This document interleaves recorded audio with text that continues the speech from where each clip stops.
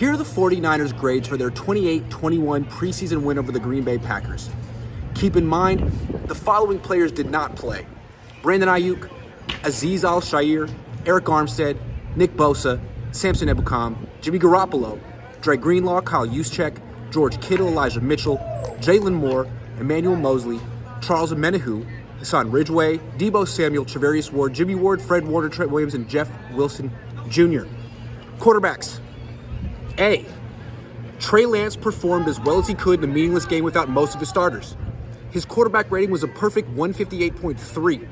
He completed a beautiful 76-yard touchdown pass to Danny Gray, and his only incompletion was a pass that Gray caught out of bounds on 3rd and 9. This performance doesn't mean Lance will be a Hall of Famer, but it clearly shows he has improved significantly since last season. He even slid for the first time in his football life.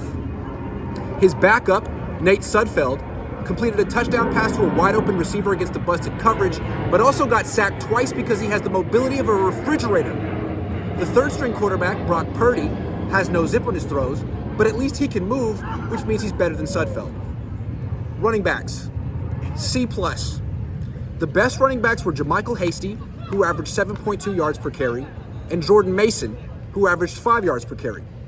Hasty is explosive and quick, while Mason is agile and powerful. The worst running backs were Trey Sermon, who averaged 1.8 yards per carry, and Ty Davis Price, who averaged 3.6 yards per carry, plus he dropped a pass. Sermon has absolutely no juice, as opposed to Davis Price, who runs hard but has no agility. He just slams into the line. No idea why the 49ers spent third-round picks on those two when they've shown they can find quality running backs later in the draft. Wide receivers. B+. Danny Gray was the 49ers' best receiver. He got open consistently against the Packers' backup corners. Look for Gray to have a significant role in the offense this season. He's ready to be the designated deep threat. Ray McLeod also caught a touchdown catch against a busted coverage, but later he fumbled, which was his issue when he played for the Steelers. Tight ends. B. Ross Dwelley made his signature 3-yard diving catch, and Tanner Hudson caught a touchdown pass in the fourth quarter. Offensive lineman. B. Mike McGlinchey looked rusty when he whiffed on a block during a run play. His backup, Justin Skule, looked just plain awful as he gave up 2 sacks. The rest of the offensive linemen were solid. Defensive linemen. C.